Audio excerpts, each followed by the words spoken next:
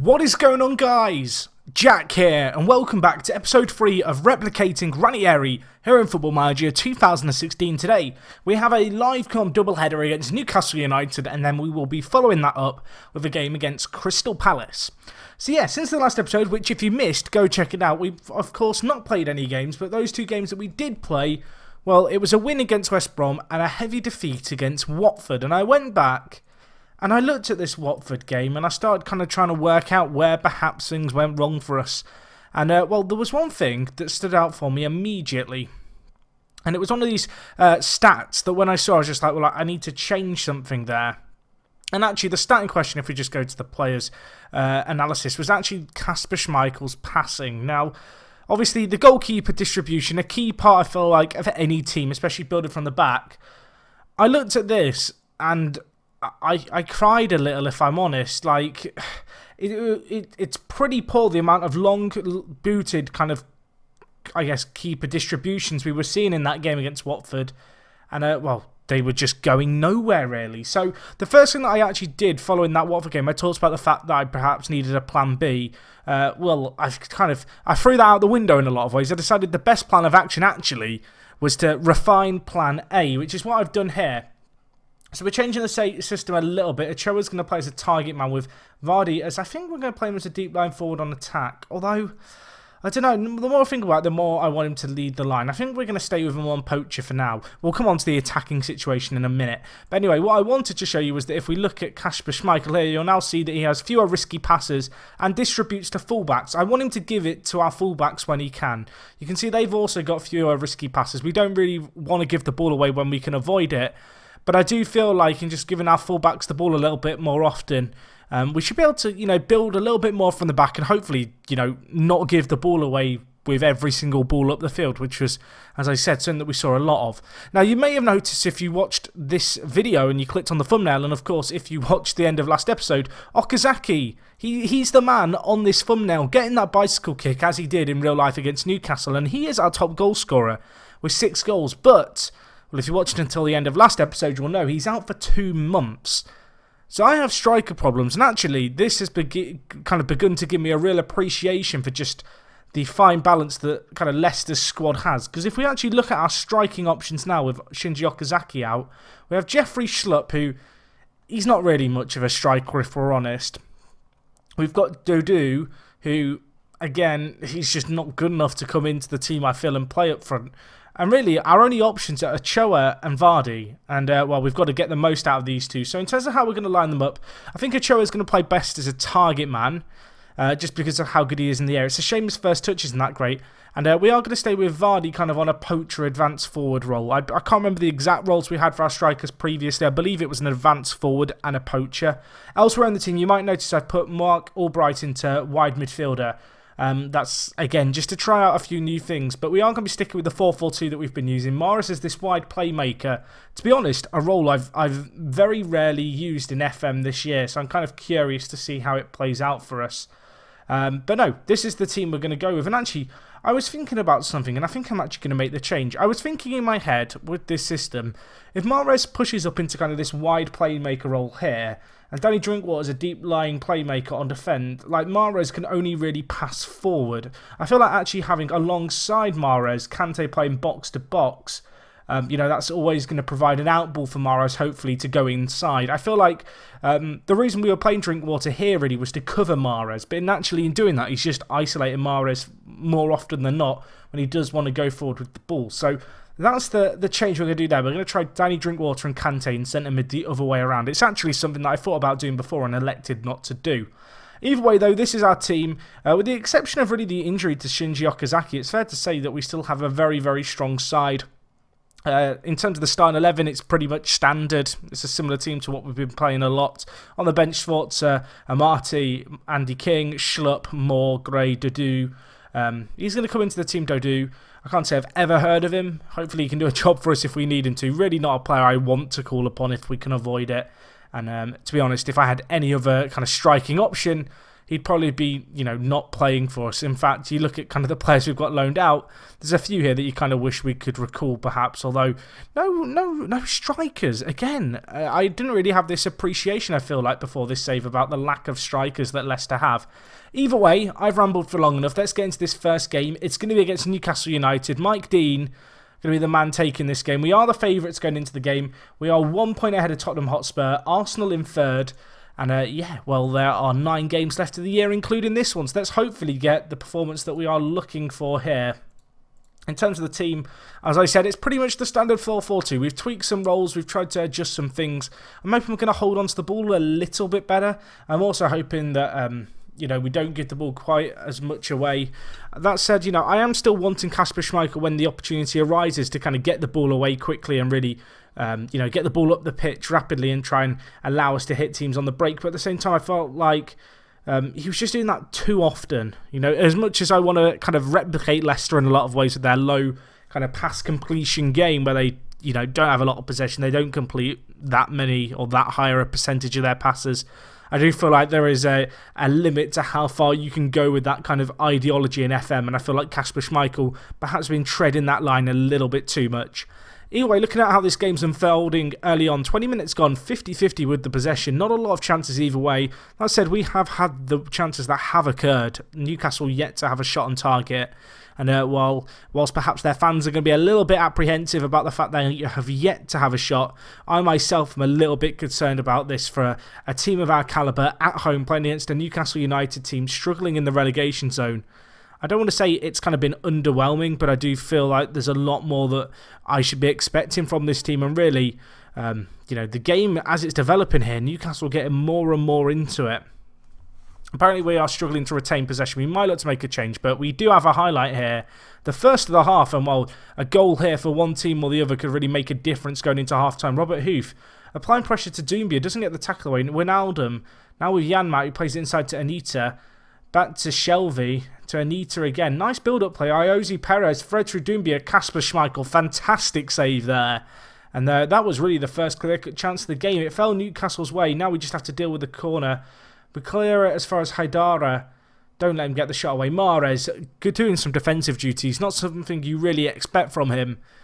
And, you can see looking at the game here. Oh, late chance, maybe. Late chance. 15 seconds left of the half. And we're the team bringing it forward. Danny Drinkwater, Fuchs, whips it in, headed away. Danny Drinkwater again, playing that new kind of left centre mid deep line playmaker. And Ochoa with the effort. Darlow with a nice save. Unfortunately, couldn't find the back of the net. And, Newcastle with a chance of their own late on in the game. But they gave us an opportunity, which we also didn't really take. It was a nice save in the end. By Darlow in goal for them to really save them. As I said, a goal before half-time for either of us really could have made a massive difference in the kind of whole complexion of this game. Anyway, we're going to change the system just a little bit. I want to slow down the tempo and play, less direct passes. I want us to try and control the ball just a little bit more if we can do that. I also feel like there's a risk, I guess, with playing with a high tempo for the entire game that you can start to wear yourself out. I don't want to say we don't have the fittest team, but particularly kind of in our midfield, we don't have that much squad depth. And if I can, save players' legs a little bit by just adjusting some instructions, that's got to be worth it. Anyway, 20 minutes left in this game. Really got to be thinking about some changes, but we are on the attack here. Mark Albright whips it in Vardy, and it's another save by Darlow. He is bailing Newcastle out right now. We're yet to have a clear-cut chance, and the corner comes in. It's cleared away. And with 90 minutes left, it's time to make some changes. Vardy, again, having a really disappointing display. Danny Drinkwater struggling for fitness. We're going to bring in Andy King there. I think I'm also going to bring in Jeffrey Schlupp and play him as a poacher. Take off Vardy. Kind of hurts me to do that because obviously Jamie Vardy, just an incredible talent. But I think it's fair to say that so far in this series, he's not had his shooting boots on. He's not been hitting the back of the net for us. And, simply put, that is not good enough. And that is something that we're going to look to, try and rectify, I guess, over the coming games. But anyway, looking at it here, Newcastle actually the team bringing forward the ball. Andy King, though, nice little tackle by him. Now can we do something? Ochoa drifting out wide to collect the ball on a booking. Does need to be careful. Albrighting inside to Kante. Big ball to Schlupp. Use your pace, Mason. He's through. And he scores. And I said he isn't much of a striker. He was the only real striker option we had on the bench. We've brought him on for Vardy. And, there is no party with Vardy because Schlupp, I was about to come up with a pun with schlup and parties, but I can't come up with one. If you've got one, please let me know. Jamie Vardy's having a party. Jeffrey Schlupp is going up. No. Let's end there. If you've got a suggestion, get it in the comments. Schlupp, though, nice little run, and Darlow this time unable to help his team. I mean, he probably should have at least tried, but Schlupp slots it home. It looked like a striker's finish, didn't it? That change has worked wonders. Only a few minutes on the pitch, Jeffrey Schlupp. And, it's worked for us. Let's go on to standard now. We have 8 minutes left in this game. We can slow down the game a little bit, just see this out. I'm not going to switch to defensive just because I feel like when you play defensive in FM or even Contain, you can kind of invite a bit of pressure on yourself, and that's not something we want to do. We might have a chance here, though. Fuchs. Can you make something happen? Oh, Brighton hits it. Ochoa! Saved by Darlow again. That was another real opportunity for us, and actually now Newcastle might be able to break away. Kante, though, says no. Breaking down the play in the midfield, and, well, 2 minutes left in this game. 1-0 would be a good enough result by my standards. I'd very happily take the win, and we are going to get the win here. Schmeichel clears it. It's 1-0, and it's a very nice little victory there, boys. We did well in the end. You know, perhaps fortunate to get the win, but it was our sub that really made the difference, and that does see us extend our gap over Tottenham to 4 points. Worth noting they do have a game in hand, as do a lot of the other trailing teams. This was a Monday night game. Our next game is actually going to be against Crystal Palace, a team who at this point of the season in real life were really free-falling and look like they might be outside contenders to go down. You can see here they still very much are outside contenders to go down. They're going to be desperate to get a win against us in our next game. That is going to be coming up in just kind of 5 days' time, so a quick turnaround here. I'm going to skip forward to that game, guys. Hopefully you enjoyed this live com so far. Cardolo with the Man of the Match award. He was very unfortunate to be on the losing side on the day, but I don't care. It was 1-0 Leicester. Let's get into the game against Palace. Okay, guys, so we are back here for the second game of today's episode. 1-0 against Newcastle, the exact same result that Leicester got in real life today. Can we replicate Ranieri again? Another 1-0 would do it against Crystal Palace. Of course, we're going to be looking really for the win. Looking at just an interesting result here that was the midday kickoff. Arsenal drawing 2-2 with Everton. And, well, we go into the Saturday kickoffs knowing that Tottenham won't be playing until tomorrow due to their European participation against Bournemouth.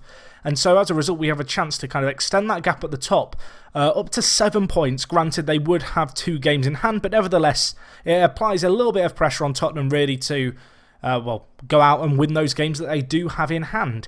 Anyway, let's get into today's game against Palace. In terms of the team, this is the team we're going to go with. It's the exact same team as before, but one thing I want to do before we get into this game is criticise Jamie Vardy and his lack of goal scoring. And, he appreciates my support, and I appreciate it too, Jamie. Ochoa's also not been performing great. I feel like we should give him the warning as well. I'm worried that we can't criticise his form because he's not played enough games. Let's criticise his last game anyway. I'm hoping that he's going to respond well to it. Is he going to respond? Okay, well, he didn't respond well. Well, 1 out of 2 isn't bad. I mean, it's not great, Jack. It's 50%. Either way, let's get into today's game. I don't know why I criticised Ochoa then, because I didn't really want to criticise his last game. I just wanted to criticise his lack of goal scoring, kind of in his form in general.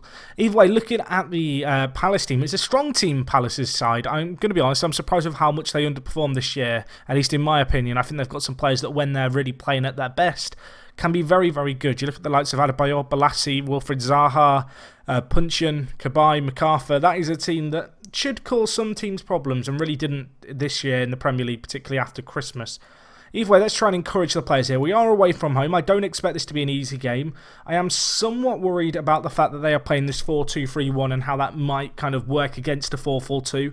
You know, having a lot of players kind of playing on a lot of different lines rather than a 4-4-2 where you've essentially got 3 lines of players. I feel like they might be able to get in and behind and in between kind of, our defensive lines into that pocket of space really between the midfield and defence. But we'll see how we rise to the occasion. I mean, looking at the stats early on, Crystal Palace having a few more shots. We've had, an even share of the possession, I think it's fair to say. And while with 9 minutes gone, we are yet to have a chance shown. Looking at it, though, Palace perhaps being the better of the two teams. It leaves me a little bit worried here. And I'm just wondering about how we can maybe change things to hopefully just help us cope a little bit better. I think one thing that we do perhaps need to do in this game is change our fullbacks to defend. Of course, Leicester, they're not known for having super attacking fullbacks ready, and we're going to play very much into that. We're going to try and hit them on the break, I think. I think that's got to be the plan. Let's look to pump the ball forward and just get it up. I don't want to close down too much. We'll play fairly narrow as well. I want us to be quite tight here. And yeah, we're going to try. I think we're going to try and play on the counter as well. I feel like there could be a little bit of what's the word I'm looking for? A little bit of space for us to exploit. We'll get there eventually. English is really hard. But no, hoping that we can maybe create a little bit of space by sitting that, those few inches deeper. We invite a lot of pressure on, but then we look to really hit back and hit back hard. That said, you can't hit back if the ball hits your back of your net. Yannick Bolasie floating in from that left-hand side. And I talked about the likes of Yannick Bolasie and Wilfried Zaha, who on their day can really be standout players. And, well, you'd have to say so far in this game, they look very good. And, well, they've got an assist and a goal between them now. Martin Kelly whipping the ball down from the throne. And then it's just Zaha who whips the ball in. That post, I don't know who that is there. I don't want to name and shame. It's Danny Simpson. I mean, that's why you're not in the England squad. That was an awful header, really. And Palace, they take a deserved lead in this game, I think it's fair to say. Looking at the stats, we're yet to have a shot on target. Palace with 8 shots. Ourselves with 4 shots. We don't want this to be a repeat of kind of the Watford episode. I want to say the Watford episode. Basically, last episode, where we win one game with a really nice result and a nice performance. And then the second game, we really struggle. I feel like, playing away from home, Palace, they're playing with an air of confidence. And you'd have to say they've been the better of the two teams so far. And it's just simply put, it's not good enough. I'm going to tell the players that I want them to show a bit of desire. We need to show some fire in our bellies. Looking at the team defensively, our back four has an abysmal average rating. Obviously, you can't read too much into that because conceding a goal does seem to nuke players' average ratings. But, I mean, regardless, you want to see those players really step up to the mark and hopefully make something happen. And particularly off set pieces like this one here where Morgan gets it clear. And actually, it could be a 2-on-3 here. Make that a 2-on-1. Although Ochoa with an awful pass, really, letting us down. Schmeichel kicking the ball long when he really didn't need to. I do wonder how much that instruction I have out on him of kind of fewer risky passes prevents him perhaps distributing it to the fullbacks there. Either way, Vardy, what a run this is. Can he whip in a ball of quality? Mahrez is there. Doesn't pull the trigger. Vardy might. Mahrez shot, blocked away. I think that was Scott Dan. And we have a corner. That was a clear-cut chance, I think. A little bit underwhelming. Hoof for Bolasie off the line. The goal scorer turned goal stopper. And he did very well to get off the line there. And it was a good header by Hoof. That is somewhere where we definitely do shine as a team, is in the air, off set pieces. We have lots of big players to throw forward. And it was a good stop by Bolasie in the end. Looking at the stats here, it's been awful yet again by us. It's really just... It's not good enough, is it? It's simply put, it's not good enough. We're going to change the team. I'm going to move Mahrez out on the left-hand side to play left wing. I'm going to bring in Demarai Gray to play out on the right. We're going to go with some proper wingers. And yeah, we're going to try and chase this game and try and make something happen here, I think. I feel like that's what we have to do in this kind of situation. So, I mean, we're going to try playing a fairly attacking 4-4-2. We're going to look for some nice width out wide. We're going to try and pull teams wide if we can as well. We're not going to play quite so deep. I want us to close down more. We need to, be a little bit more direct in our play.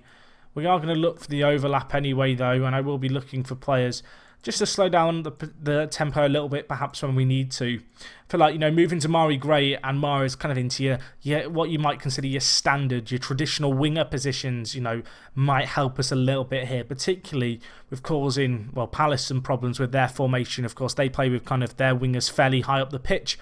Perhaps we can get a one-on-one against their fullbacks with our wide men, maybe even the fullbacks in support and make something happen there. Either way, it's actually Palace bringing the ball forward again, and it's fair to say there hasn't been the immediate impact that I was hoping we'd see, and actually getting a little bit outmatched in the centre of midfield, although won well there, and now Demarai Gray, the sub, going to play up to Vardy. Vardy with it again, to Simpson, to Gray, and this is the area I'm looking for perhaps our wingers to exploit in these little battles out wide, and Vardy might be through here. Narrow angle, crosses it, Mahrez shoots. Can he get the rebound? Vardy, it's blocked away. How have we not scored? We've had 3 clear-cut chances. I think 2 of them were right there. Somehow the ball was scrambled clear by Crystal Palace. They live to fight another day. It's the other day today. Vardy with the effort. Demarai Gray with the side netting. We've had 5 clear-cut chances, 4 in the space of 1 highlight. And the back of the net has not rippled. And, Palace are holding on as things stand. I think it's fair to say that the tactical change that we've done has had an impact. Unfortunately, just a lack of goals has really hurt us here. A lack of kind of killer instinct. We had some real opportunities. I mean, back-to-back chances. Back-to-back double chances. That doesn't happen every day. And in truth, they were the best chances we had of the game. The tactical changes, I feel like they worked in our favour. We definitely got more and more into the game as it developed. 2 shots hit on target. That was pretty unforgivable. And that was a poor performance all in all. It finishes 1-0 here to Crystal Palace. We go down and we're going to go and see how Spurs now get on in the following games, because this game has real significance for us. As do a few of the other games. It's worth noting that Arsenal, with that draw against Everton, really do lose a lot of kind of space and a lot of the kind of momentum they had going forward, actually, following, of course, beating us 3-1 before I took over. And, well, it's kind of becoming a 2-horse race, you know. Arsenal starting to choke a little bit, perhaps. You can see here, Spurs winning their game. They go 1 point behind us, but also have a game in hand. They won 2-1 against Bournemouth. In terms of their remaining fixtures, you can see they've got Liverpool and Manchester United in their next 2 games. So I'm hoping for 2 results to go in our favour right there. In terms of what we'll be doing next episode, well, we have a home tie against Southampton and an away tie against Sunderland. We are going to be looking really to get 2 wins there. You can see since we took over for that Norwich game, it's been some patchy form really. 3 wins and 2 defeats. That is not title winning form. It's not been great defensively. Hopefully we can turn it around next time though. We need to, especially with the lack of goals we have right now. As always guys, if you have enjoyed this video, smash the like button. If you've got any comments about this save, leave them down below. And other than that, it is me, Jack, and I will talk to you guys in a bit. I'm out.